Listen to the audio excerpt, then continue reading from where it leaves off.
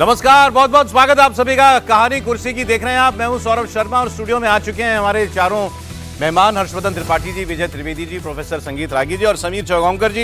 इसको तो कहना चाहिए कहानी कुर्सी की exit poll special. Exit poll पर दुनिया भर की राय आपने जानी, लेकिन आपके प्रोग्राम में उस पर बात नहीं हुई, तो अब करेंगे आज एग्जिट पोल्स पर बात। बंगाल में बदलाव होने जा रहा है क्या? एग्जिट पोल्स कह रहे हैं हाँ, दीदी जा रही हैं और दीदी जीत का चौका नहीं लगा पाएंगी। ये सारे सवाल खैर 4 मई को पूरी तरीके से सुलझ पाएंगे, लेकिन एग्जिट पोल ने काफी हद तक एक दिशा बताने की बात की है। बहुत से लोग आप में से ये भी बता रहे हैं कि एग्जिट पोल भी गलत हुए हैं, पिछली बार भी गलत हुए हैं। बिल्कुल ठीक बात है। तो इस बार की एग्जिट पोल्स में ऐसी क्या खास बात है, उसकी बात भी होगी। सबसे पहली बात तो पोलिंग जबरदस्त हुई है और ममता बनर्जी के लिए राह मुश्किल बनाने वाला पहला संकेत ये पोलिंग परसेंटेज है जो इस वक्त आपको अपनी स्क्रीन पर दिखाई दे रहा है। चुनाव आयोग ने फाइनल राउंड की वोटिंग का फाइनल डेटा जारी कर दिया है। बंगाल में दूसरे फेज में भी वोटिंग का रिकॉर्ड तोड़ नतीजा आया है। बंगाल के 7 जिलों में जहां कल मतदान हुआ वहां 92.67% वोट पड़े। पहले फेज में 93.19% वोटिंग हुई थी और दोनों को मिलाकर के बंगाल में कुल वोटिंग हुई है 92.87%, 92.87%। यह बंगाल का आज तक का रिकॉर्ड है। पिछली बार 85.2% वोटिंग हुई थी। मतलब इस बार पिछली बार के मुकाबले 7.67% ज्यादा वोटिंग हुई है। यह पहली बात जो ममता बनर्जी के पक्ष में जाती हुई नहीं दिख रही। दूसरा, अब मैं आपको एग्जिट पोल्स बता रहा हूं जल्दी जल्दी, क्योंकि सारा डेटा आप लोग कल से लगातार देख रहे हैं सारे चैनलों पर, तो ज्यादा भूमिका नहीं बनाऊंगा। सीधे नंबर देखते हैं और फिर अपने मेहमानों की राय उस पर जानते हैं। मेट्राइज ने जो सर्वे किया था, पहले उसको आप देखिए। मेट्राइज ने बंगाल में इस बार परिवर्तन होने की बात कही है और दावा किया है कि बीजेपी सरकार बना सकती है। मेट्राइज के मुताबिक बंगाल में इस बार भाजपा 146 से 161 सीटें जीत सकती है। टीएमसी को तगड़ा झटका लगने जा रहा है। मेट्राइज के एग्जिट पोल के मुताबिक बंगाल में इस बार टीएमसी 125 से मैक्सिमम 140 सीटों तक जा सकती है। अन्य को 6 से 10 सीटें मिलने की संभावना जताई गई है। 4 मई को अगर ऐसे ही नतीजे आते हैं तो बीजेपी के लिए बहुत बहुत बहुत बड़ी कामयाबी होगी। एक ऐसा सपना साकार होगा जो आज का नहीं, दशकों पुराना है, अपने दम पर बंगाल में सरकार बनाने का। वोट में देख लेते हैं मेट्राइज के मुताबिक किसको कितना प्रतिशत वोट मिलने जा रहा है। वोटिंग परसेंटेज में मेट्राइज के मुताबिक बंगाल में इस बार बीजेपी जबरदस्त गेन कर रही है वोट शेयर। मेट्राइज का आंकलन है कि इस चुनाव में बीजेपी का वोट परसेंट 42.4% रह सकता है, मतलब पिछली बार से लगभग 4.5% ज्यादा। तृणमूल का वोट बहुत गिरता हुआ दिखाई दे रहा है। 48% वोट मिला था, इस बार यह गिरकर 40.8, 41% भी मान लें अगर राउंड ऑफ करके, तो 7% वोट की गिरावट तृणमूल कांग्रेस के वोट में आ सकती है और अन्य का वोट परसेंटेज 16.7। ये भी इंटरेस्टिंग है, इस पर बात करेंगे। पिछली बार अदर्स को, लेफ्ट, कांग्रेस, इंडिविजुअल सबको मिलाकर के 13% वोट था। इस बार मेट्राइज उस वोट को बढ़ा रहा है, जबकि ऐसा भी लोगों का, समीक्षकों का मानना था कि यह अन्य का वोट गिरना चाहिए। जितना ज्यादा बाइपोलर कॉन्टेस्ट होगा, तीसरे के लिए स्पेस उतनी कम होनी चाहिए थी, लेकिन इस सर्वे में अदर्स का वोट में जो आंकड़ा है वो बढ़ता हुआ दिखाई दे रहा है। आप जल्दी से देख लेते हैं इनके अलावा जो बाकी लोगों ने एग्जिट पोल किए हैं वो क्या बताते हैं। उससे पहले एक बार रीजन की हम लोग बात करेंगे, लेकिन पहले जरा आइए इसी पर राय ले लें, फिर मैं आपको वो पोल ऑफ पोल्स या जिसको हम हिंदी में महा एग्जिट पोल कह रहे हैं वो भी मैं आपको दिखाऊंगा। तो पहले मेट्राइज के सर्वे की अगर बात करें, इसके हिसाब से दोनों पार्टियों के बीच में लगभग 1.7% वोट का अंतर होता हुआ दिखाई दे रहा है और सीटों में तकरीबन 20 सीट का गैप और होना चाहिए और बीजेपी एक मेजॉरिटी की सरकार बनाती हुई दिखाई दे रही है। बहुत से लोग इसको भी कंजर्वेटिव सर्वे कह रहे हैं कि अगर यह दिशा है, जो बीजेपी के लोग दावा कर रहे हैं कि हमारी सरकार बनेगी तो 170 के पार जाएगी। बहुत से लोगों का ऐसा मानना है कि बंगाल जो है, जो भी वो मैंडेट देगा वो क्लियर मैंडेट होगा, जिसके भी पक्ष में दे वो ऐसा फंसा हुआ नहीं होगा 150 से 160 वाला। त्रिपाठी जी पहले क्यों अभी इस पर बात कर लें, फिर बाकी सर्वे भी देख लेंगे। देखिए, मुझे लगता है कि एक जो मेट्राइज का सर्वे है ये एक व्यवहारिक सा सर्वे दिख रहा है और दूसरा जो 2024 का डर है उसका हावी होना भी दिखा रहा है। हालांकि जो हमने भी जो अनुमान के तौर पर होता है, ये तो बड़ी बड़ी कंपनियां होती हैं, तो हमारा भी अनुमान 154 के आसपास है। और चूंकि कई बार जो लोग कह रहे हैं, जैसे कई लोगों ने हमको बंगाल से फ़ोन किया और कहा कि देखिए आप समझ नहीं पा रहे हैं, वेव है। तो हमने कहा किसकी वेव है? तो उन्होंने कहा भारतीय जनता पार्टी के पक्ष में वेव है। हमने कहा लेकिन कितनी भी वेव होगी, कितना बढ़ के चला जाएगा, मतलब कहीं तो जाके वो रुकेगा ना। तो उन्होंने कहा नहीं नहीं, आप 170 180 तो मिनिमम मान लीजिए। और एक भाई तो अति उत्साही, वो 200 के पार बता रहे थे। मतलब ये लोग सब हैं, और उनमें से 2 लोगों ने दावा किया कि हम लोग अभी तक तृणमूल कांग्रेस के मतदाता हैं। तो उनका ये कहना है कि भाई जिस तरह से लोगों ने एक पूरा का पूरा शिफ्ट हुआ है, और जिसको हम कहते हैं कि ममता जी का पक्का वाला वोटर था, वो इधर आया, मतलब बंगाली वोटर्स की मैं बात कर रहा हूं, नॉन बंगाली तो पहले से ही थे। अब मूल बात क्या है कि ये सस्टेन करेगा क्या? तो लोग 2-3 बातें कह रहे हैं कि एग्जिट पोल तो देखिए फेल हो जाते हैं। हाँ। अब मैंने 7-8 एग्जिट पोल देखे, उसमें 5-6 भाजपा के पक्ष में है और 2 हैं जो तृणमूल कांग्रेस। ऐसा ही है। अब मैंने उसके बाद सोचा कि जरा देख लेना चाहिए, तो मैंने उसको निकाला। 2011 में जब ममता जी की सरकार बनी थी लेफ्ट के सामने तृणमूल गठबंधन की, तो क्या हुआ था? उस वक्त के जो सर्वे थे, सेम सीटें सेम सब कुछ दिया था और वही ममता जी की आई थी। मतलब सिर्फ संदर्भ के लिए, क्योंकि लोगों को लग रहा है क्योंकि 2021 में सारे सर्वे फेल हुए, 2021 में जो एग्जिट पोल हुआ था वो बुरी तरह से फेल हुआ, सब बेकार हो गए। लेकिन 2011 में परफेक्ट और 2016 में जिसको कहते हैं क्लियर कट इंडिकेशन, यानी डायरेक्शन सही था, तो दोनों चीज सही थी। और अगर हम इसको यूं भी देखें कि पहले फेज के इलेक्शन के बाद ममता बनर्जी का हाव भाव, उनकी भाषा, जिसको मतलब आमतौर पर टीवी पे हम लोग कहते हैं बॉडी लैंग्वेज, जरा देखें कैसी है, वो सब आप देखिए तो ममता जी की वो जो हाव भाव वाली भाषा थी वो पूरी तरह से टूटी हुई, परेशान एकदम से। और इसमें बीजेपी ने निश्चित तौर पर उसको फायदा तो हुआ ही है। अब देखिए ये केंद्रीय अर्धसैनिक बल लगे तो नहीं होगा गड़बड़, तो उसको फायदा हो जाएगा। अभी कहां कहां रिपोल होगा वो आ जाएगा तो उसको फायदा हो जाएगा। ये सब मिलाकर उनके पक्ष में माहौल बनता हुआ दिखा, और मुझे इसीलिए लगता है कि जो सर्वे है लगभग ये उसी के आसपास जाता हुआ दिख रहा है। सर्वे पर मैं एक बात कहना चाहता हूं। देखिए, पहली बात तो सर्वे गलत हुए हैं। पिछली बार बंगाल के तो काफी ऑफ मार्क थे, इसलिए यह सवाल उठाना जायज है कि सर्वे पर कितना भरोसा किया जाए। लेकिन सर्वे में भी यह देखना पड़ेगा कि हम किस सर्वे की बात कर रहे हैं। वैसे तो मैं भी आपको भी जो पोल ऑफ पोल्स दिखाऊंगा तो उसमें 6-7 पोल दिखाऊंगा, लेकिन उसमें बहुत सी एजेंसी ऐसी हैं जो नई एजेंसियां भी होती हैं। अगर भी आप सोशल मीडिया पर चली जाइए तो आपको 25 सर्वे मिल जाएंगे, लेकिन मैं वो सारे तो आपको नहीं दिखाने जा रहा हूं। तो हम आपको दिखाते हैं या बात हम करते हैं उनकी जिनकी कुछ विश्वसनीयता है, जिनका कोई ट्रैक रिकॉर्ड है।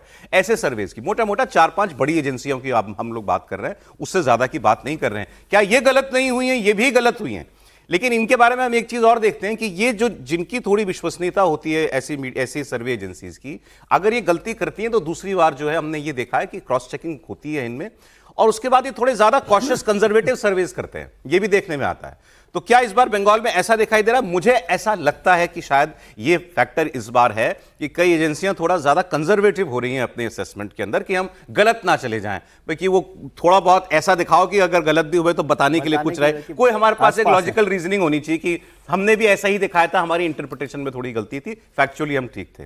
बात करेंगे उसके ऊपर।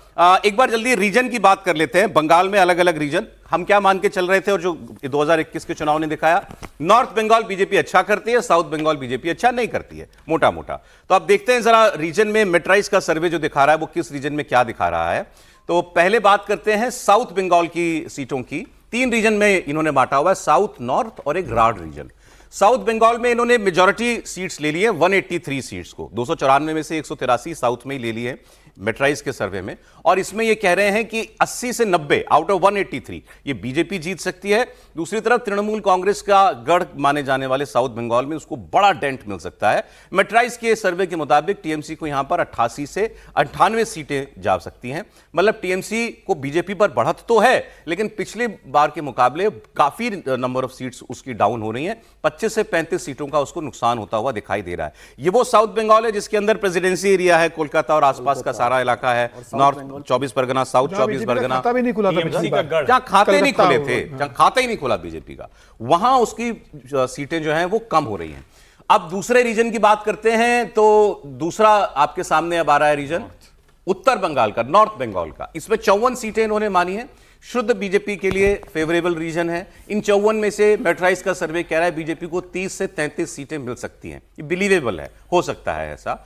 यहां पर अलीपुरद्वार, कूच बिहार, जलपाईगुड़ी, दार्जिलिंग, कालिम्पोंग, इनके अलावा उत्तर और दक्षिण दिनाजपुर और मालदा ये जिले हैं। और यहां पर बीजेपी को अगर ये नंबर भी आ जाए तो कोई हैरानी नहीं है, दुगने की बढ़त बीजेपी को मिल सकती है। जो ओरिजिनली फर्स्ट फेज का जो चुनाव था जिसमें 152 सीटें थी, वो उसके कुछ हिस्से इसके अंदर हैं, और उसमें तो बीजेपी का अपना टारगेट था 100 सीटें तक जाने का, वो बात अगर बिलीवेबल है तो फिर ये भी बिलीवेबल है। अब तीसरे रीजन की जो है इन्होंने बात की है वो राढ़ रीजन है। इसमें कुछ जंगल महल का एरिया और कुछ साउथ बंगाल का एरिया, दोनों को मिला करके एक ये रीजन इन्होंने बनाया है।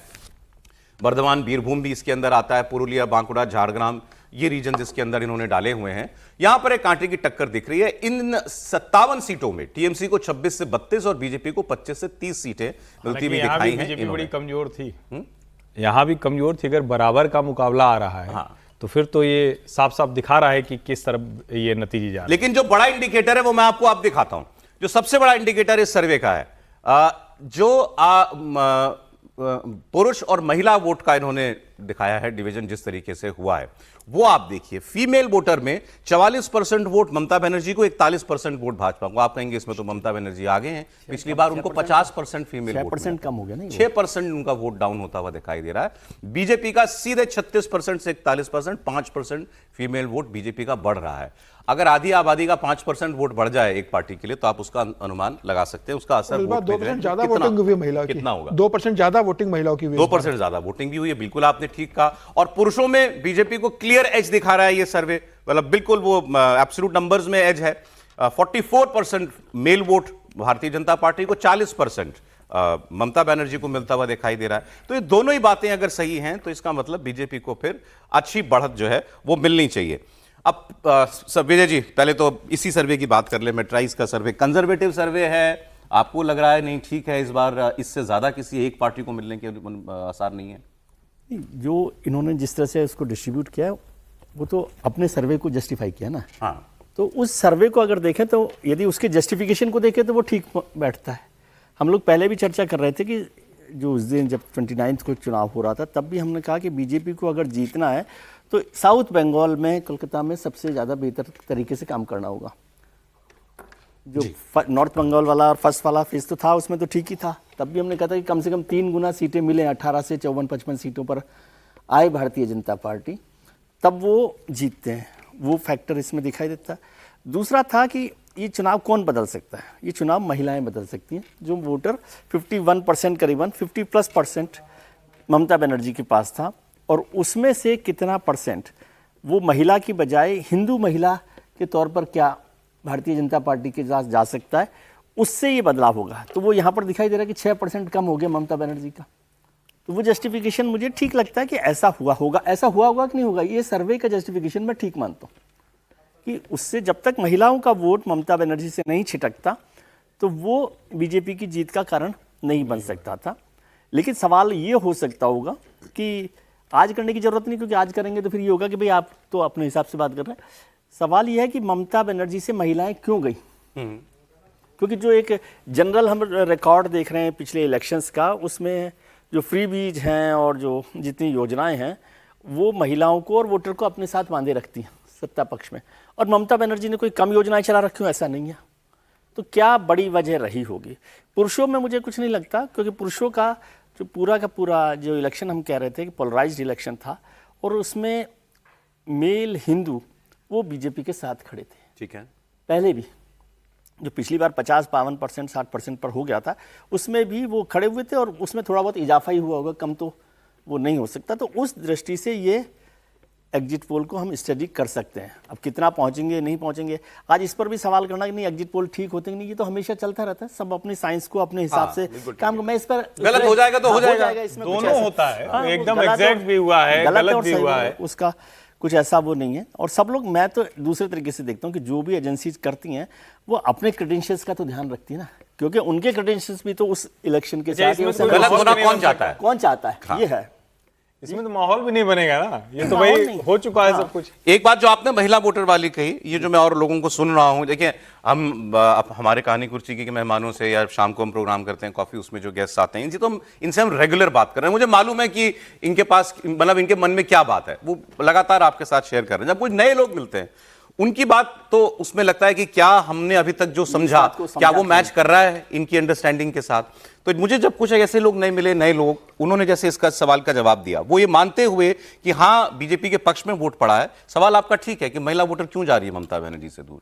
उन्होंने कहा आप महिला वोटर की साइकी को एक आम वोटर की तरह क्यों नहीं मानते? भाई उसको भी और चाहिए, दिल मांगे मोर वाली बात है। वही चल रहा है, सारी योजनाएं चल रही हैं, योजनाएं चल रही थी, उसको मिल रही है, लाभ मिल रहा है, लेकिन फॉर ग्रांटेड हो जाता है वो। हो गया, मिल रहा है, ये तो हो गया, इसको तो मैंने मान लिया फॉर ग्रांटेड, ये मुझसे कोई ले नहीं सकता वापस। इसके आगे बताओ क्या है आपके पास देने के लिए? बीजेपी ने उस पर आगे लेकिन एक वादा चीज किए ऐड हुए कर दूं, हैं। अभी सुबह सुबह मेरी कोलकाता में एक अपने पुराने मित्रों में से जर्नलिस्ट से उन्होंने बात की, उन्होंने कहा कि भवानीपुर को ध्यान रखिएगा, भवानीपुर टफ सीट है ममता जी के तो फिर बताइए।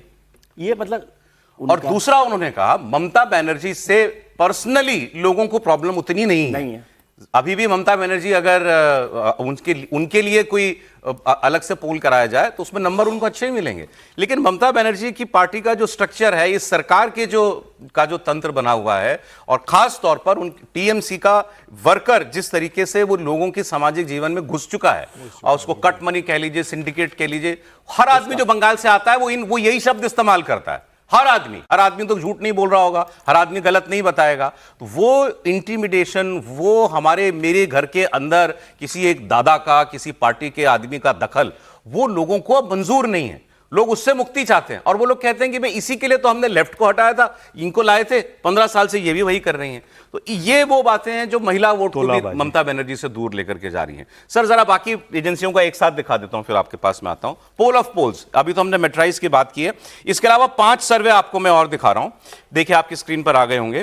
पीपल्स पल्स, ये टीएमसी को 177 से 187, मैं जो आपको 6 सर्वे दिखाऊंगा उसमें से एक ही ये सर्वे है जो टीएमसी की सरकार बनाने का दावा कर रहा है। 177 से 187 टीएमसी, 95 से 100 बीजेपी। ये पीपल्स पल्स का सर्वे है।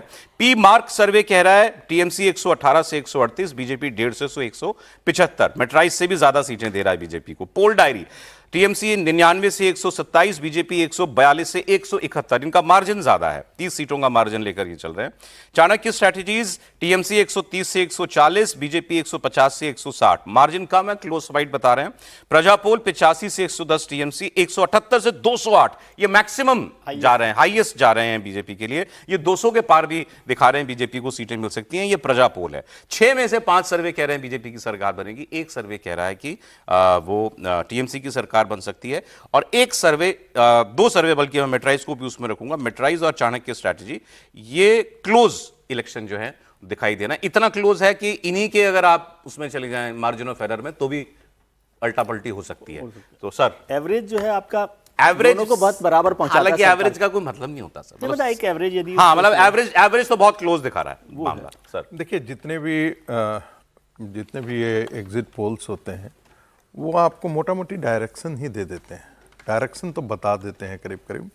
और ये बात सही है कि 3% से लेकर के 6% तक एरर भी होता है, फेल भी किए हैं लोकसभा चुनाव के समय, हम सभी देखें। और विजय जी तो हमेशा याद दिलाने से भूलते नहीं है कि 400 पार जो है, 400 पार 240 पर कैसे आकर के टिक गया था, वो सब बातें हैं। मूल बात यदि आप देखेंगे, कुछ चीज़ें तो ऐसी होती हैं जो हम लोग भी देख करके बातें करते हुए, हम लोग जरूर कहते थे, और हम तो खुल करके एक आध बार कहानी कुर्सी में भी बताया बोल भी चुके हैं कि भाई 2024 का जब चुनाव था और सभाएं होती थी तो जो इको होता था ऑडियंस से, वो उस प्रकार का दिखता नहीं था, तो मन के अंदर लगता था। तो 2 चीज़ें होती हैं, एक हम जो चाहते हैं और एक जो होता है। तो हमारे चाहने से हम कोई सब न्यूट्रल जिसे कहते हैं ना, कई बार उसमें भी होता है, हम जानते हैं कि डीएम के वहां अच्छा करने जा रही है, ये बहुत क्लैरिटी है, लेकिन आप चाह रहे हैं कि ये लेकिन वहां हम नहीं कह सकते कि भारतीय जनता पार्टी है। लेकिन जहां पर कांटे की टक्कर होती है वहां पर कहीं ना कहीं आपका अपने अंदर का बायस भी जो है वो निकल करके आ जाता है। तो इस जो जितने भी सर्वे हुए हैं उसमें मैं ये एक चीज बहुत दिखाई दे रही है, डायरेक्शन बहुत साफ है। और ये पहले दिन से हम कह रहे हैं कि बंगाल के जितने भी लोगों से मिला है उन सभी ने कहा है इस बार परिवर्तन होने वाला है। यस। दूसरी बात जो है, ममता बनर्जी के लिए एक सबसे बड़ा पॉजिटिव पॉइंट ये था कि वो 33% या 30% से शुरुआत करती थी, ठीक है। साउथ बंगाल माना जाता था कि भारतीय जनता पार्टी के लिए बहुत कठिन जो है वो एरिया है।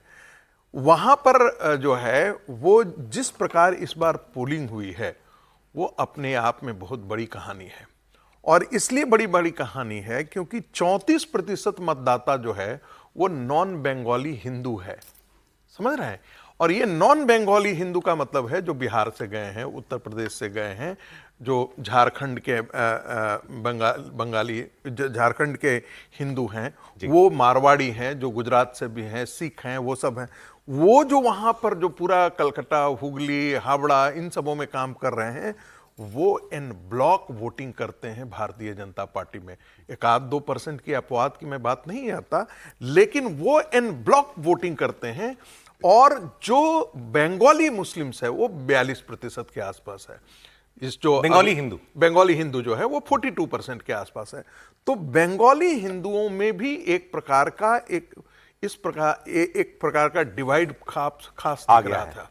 और वो उनको जो लगता था कि ममता बनर्जी ये जो बार बार बंगाली नॉन बंगाली कर करके और बांग्ला संस्कृति करके कह रहे हैं ना, ये हमारे लिए धीरे धीरे खतरनाक और इसका सबसे बड़ा मार्कर है कोलकाता और आसपास के इलाकों में वोटिंग होना। आप जहां भी देखिए 27 और टोटल आप देखिए, टोटल जिसे आज कहते हैं ना कि भाई एक सर्वे एक आकलन ये भी किया जा रहा था कि भाई देखिए आपने तो 1 करोड़ के आसपास का निकाल दिया, 90 लाख आपने निकाल दिया, तो इसीलिए 90% नहीं, 27 लाख ज्यादा नेट वोटिंग हुआ है। तो ये कौन लोग वोटिंग किए हैं? जो पहले नहीं जाते थे। 85% के ऊपर कलकत्ता में वोट पड़ने का मतलब ही क्या है? हाँ, मैं किसका वोटर नहीं जाता था, एक बात आप बताइए, किसका वोटर नहीं जाता था? जो सत्ता तंत्र होती है, चाहे वो कोई भी हो, यदि उस प्रकार की विचारधारा से है कि हम दूसरे को नहीं जाने देंगे, तो वही तो दूसरे को रोकती है। जो दूसरा है, जहां से काउंटर आ सकता है, उसको रोक देती है। उनके उसके करने के बहुत तरीके हैं। उनका वोटिंग आई कार्ड लेकर के पहले ही रात में रख लिया जाता था, उनको वोटिंग पोलिंग बूथ तक जाने नहीं दिया जाता था, तमाम प्रकार की चीजें कर दी। वो चीजें इस बार नहीं हुई है और ये उम्मीद की किरण दिखाती है। हम चाहते भी हैं कि ममता से छुटकारा हो, और मुझे लगता है कि ममता से छुटकारा इसी सर्वे में, मेट्राइज के सर्वे में, जिसको साउथ बंगाल इन्होंने बताया, मैं आपको जिले बता देता हूं सीधा सीधा। मुर्शिदाबाद, नॉर्थ 24 परगना, साउथ 24 परगना, कोलकाता, हावड़ा, हुगली, पूर्वी मेदिनीपुर, यहां बीजेपी ये सारे जिले मिला के 18 सीट थी मात्र। तो ये 152 4 जिलों में 0 थी। इसमें इन्होंने 3 जिले ऐड कर दिए हैं, जो नॉर्मल सेंस में जो साउथ बंगाल माना जाता है, उसमें इन्होंने नादिया भी इसके अंदर ही था। तो इसमें इन्होंने झारग्राम ऐड कर दिया है, पश्चिमी मेदिनीपुर ऐड कर दिया है, और इसके अलावा पश्चिमी मेदिनीपुर और झारग्राम, इनको इसके अंदर इन्होंने ऐड कर दिया। मुर्शिदाबाद इसके अंदर डाल दिया। ये 3 जिले इसमें इन्होंने डाल दिए। नादिया है बीजेपी का। तो मतलब जहां पर मान लीजिए इनके हिसाब से भी 25 सीट होगी बीजेपी की, वो बढ़ के हो गई है 80 से 90। तभी आंकड़ा आपको जो है 150 के पार इस सर्वे में जाता हुआ दिखाई दे रहा है। अगर ये है, और कोलकाता में, हावड़ा में, हुगली में, अगर इन नॉर्थ 24 परगना में भी, साउथ में तो शायद अभी भी नहीं मिलेगा बहुत वोट, लेकिन अगर इन 4 जिलों में बीजेपी का वोट बढ़ रहा है, तो इसका मतलब पूरे बंगाल के अंदर एक जनरल सेंस ऑफ परिवर्तन है, तभी ये काम हो सकता है, वरना नहीं हो सकता। समीर जी, निश्चित रूप से। और मुझे लगता है कि दूसरे फेज का जो वोटिंग हुआ था कल 142 सीटों पर 7 जिलों में, उसमें से 4 जिले तो ऐसे थे जहां भारतीय जनता पार्टी का 2021 में खाता नहीं खुला था। दक्षिण 24 परगना है, कलकत्ता है, हावड़ा है, और पूर्व बर्धमान का जो एरिया है, वहां भारतीय जनता पार्टी का खाता नहीं खुला था। और अगर आप कल वोटिंग का परसेंटेज देखेंगे तो कलकत्ता में 27% ज़्यादा वोटिंग हुई है वहां पर। और यह कहा जा रहा है, मतलब मैं कल के कुछ संघ के प्रचारकों से कलकत्ता में बात कर रहा था, जिन लोगों ने लगातार जमीनी स्तर पर वहां काम किया, उनका आकलन यह था कि इस बार 2026 के चुनाव में जो दूसरे चरण की वोटिंग हुई है, जहां भारतीय जनता पार्टी कमजोर मानी जाती है, वहां 4 गुना सीटें ज्यादा भारतीय जनता पार्टी इस बार जीत रही है। और संघ ने और भारतीय जनता पार्टी के कार्यकर्ताओं ने यह तय कर लिया था कि जो सबसे कमजोर लिंक है उसको सबसे मजबूत लिंक पहले बनाना है। जहां हम जीत रहे हैं वहां हमें बहुत ज़्यादा मेहनत करने की जरूरत नहीं है, जहां हमारा बिल्कुल भी होल्ड नहीं है, जहां हम 2021 में बहुत बुरी तरीके से आ रहे हैं, तो इन 4 जिलों को भारतीय जनता पार्टी ने टारगेट के रूप में लिया था कि यहां हमें बेहतर प्रदर्शन करना है। और फिर मैट्रिक्स का जो सर्वे बता रहा है और बाकी तमाम एजेंसी को जो सर्वे बता रहे हैं, और जिस तरीके से यहाँ वोटिंग हुई है, मुझे लग रहा है कि जो कल सेकंड फेज था, जिसे भारतीय जनता पार्टी का कमजोर पक्ष माना जा रहा था, ममता बनर्जी का स्ट्रांग पक्ष, क्योंकि ममता बनर्जी ने 2021 में वहां 123 सीटें जीती थे, इस बार भारतीय जनता पार्टी 72 सीटें सेकंड फेज में जीतने की स्टेज पे पहुंच गई है। 72 सीटें संघ का आकलन है। आपके हिसाब से ये बीजेपी को 170 से ज्यादा सीटें जीतनी, बिल्कुल। और इस हिसाब से भारतीय जनता पार्टी 170-175 के करीब पहुंचती हुई उनको नजर आ रही है।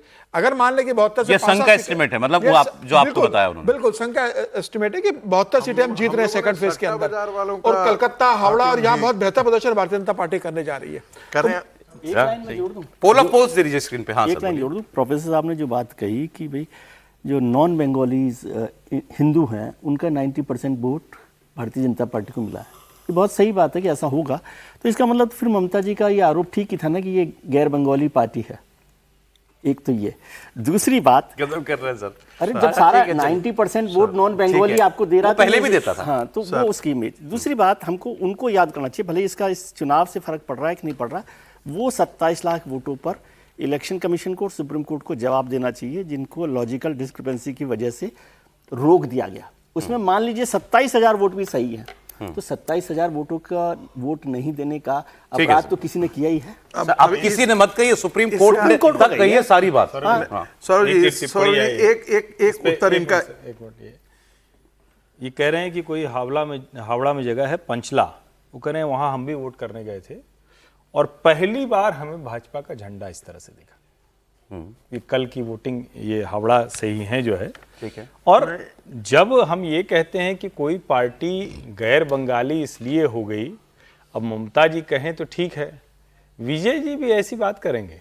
नहीं, मतलब 100% किसी वोट राज्य दे रहे में हैं, इसका नहीं, मतलब अरे ये हुआ ना। तो तब फिर जब मोदी जी उनका कहते connect हैं क्या कि हुआ? मुस्लिम पार्टी है, तो तब तो आप नाराज जाते हैं, कैसे ऐसे क्यों मुस्लिम को एक ब्रैकेट में मारना है? 90% वोट मुसलमानों ने सर दिया। लेकिन आपके ही तर्क पे मैं कह रहा हूं, आपके इसी कहानी कुर्सी की में आप कहते हैं क्या ये ठीक है कि मुस्लिम उसको वोट करता, मुस्लिम का मन है, तो आप उसको मैं कैसे कह सकते हैं? मन पे क्या मना कर रहा हूँ? नहीं, आप मैं गलत तरीके से तर्क को ले रहे हैं सर, मैं मन कह पे। रहा हूं मैंने कि ये ये थोड़ी मना कहना- किया कि गैर बंगाली ना दें, मैं तो पहचान, ठीक है सर, जब आप कभी-कभी मुस्लिम वोट भी पार्टी लड़ना कहते हैं तो वो ठीक है, 95% वोट दे रहा है, इसमें मन कहाँ है? बस अब यही मैं तो मूल बात। दूसरी बात कर रहा हूँ, आप उससे ज्यादा खतरनाक बात मैं कह रहा हूँ कि जब आप मुस्लिम 95% वोट आपका देते हैं तो मन उसे कहाँ है? कम्युनल वोट कहते हैं, आपका और मन हिंदू कहाँ है? 90% वोट दे तो उसे एकजुट वोट कहते हैं। इस डेफिनेशन से मैं ऐतराज करता हूँ। नहीं, लेकिन एकजुट नहीं, नहीं नहीं, हो पाया ना नहीं, 90%। नहीं, सर एक मिनट सर, इसको नहीं, और विस्तार देता हूं। विजय जी, भाजपा 3 से 77 गई, गैर बंगाली वोट जो दूसरे वोट हैं वो मिले, अब उसको अगर बंगाली वोट भी मिलेंगे तभी वो सत्ता में आएगी, बिना बांग्ला भाषियों के, बिना बंगाली बिल्कुल लोगों के ठीक। वोट के आ ही नहीं नहीं होगा। सकती। नहीं वो तो हो नहीं आ सकता सकती। पटना। असली बात ये है। मैं तो हमेशा कहता हूं और खुले कहता हूं, कोई अरे मुझे ऐतराज वाली बात थोड़ी मुझे कर रहा हूं मैं। लिहाज नहीं है इसको कहने में कि पॉलिटिकल इस्लाम और पॉलिटिकल क्रिश्चियनिटी से लड़ने के लिए पॉलिटिकल हिंदुत्व बनना आवश्यक है ठीक है इस सर। देश में। ठीक, अब मैं ये अपनी वाली तो बहस राय मुझे नहीं मालूम है रखा। बहुत लंबी जाती मैं है। अपनी राय तो ब्रेक नहीं ले रहा हूं रखा। इसी 9 थोड़ा नोट पर। इन लोगों की ब्रेक बहस के है, बाद, इसको हाँ, करा ब्रेक के दीजिएगा। बाद अब ये पोल ऑफ पोल्स पर आपकी राय, ये आपको 150 160 वाला अभी ठीक लग रहा है ये बात, या 170 75 के पार वाली भाजपा के लिए लग रही है, या मतलब क्योंकि जो वो एक सर्वे है जो टीएमसी की सरकार बना रहा है, चारों में से उस राय का तो कोई नहीं है, इतना मैं जानता हूं। टेंशन